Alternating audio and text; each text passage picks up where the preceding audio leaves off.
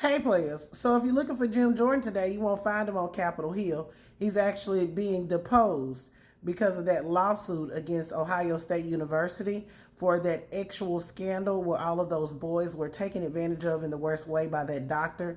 And they allege that Jim Jordan knew all about it and is covering it up. Y'all go ahead and grab your tea and have a seat.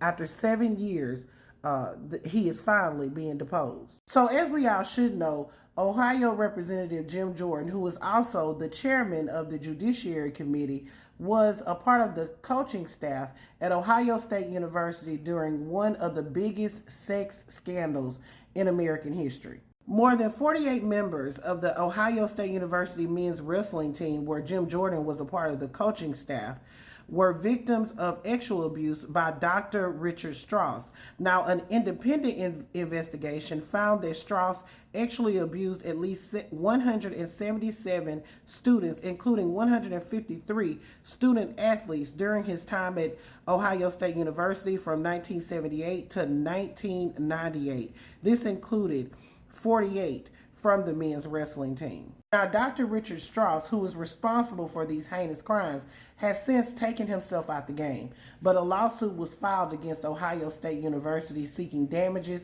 and alleging a cover-up from the coaching staff all the way up to the administration at the school. Now again, Jim Jordan was a member of the coaching staff when some of these crimes occurred, so many of the victims looked to Jim Jordan to stand with them in their fight for justice. But according to some of the victims in this new documentary that was done by HBO, they alleged that Jim Jordan completely snowballed them and worked to cover up the abuse, and he's downright saying that he didn't know anything about it. I figured that why in the hell wouldn't this guy step up for us, you know? Did you remember Dr. Strauss? Yeah, knew the doctor. And Jim Jordan didn't. But there is no truth to the fact that I knew of any abuse. Or I've talked to other coaches, they didn't know of any abuse.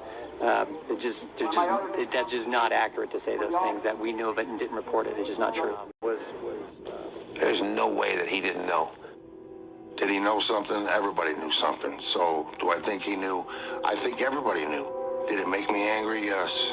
So 7 years after the lawsuit was filed, Jim Jordan will now be questioned as a part of the civil lawsuits against the university. Of course, we know he hasn't been charged with any crime.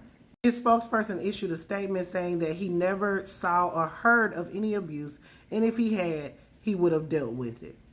Okay. I do highly recommend that you watch this documentary if you have not watched it. I watched it a few weeks ago. It's very good, very enlightening on what went down there. And of course, I send all positive vibes to those victims because what happened to them should have never happened.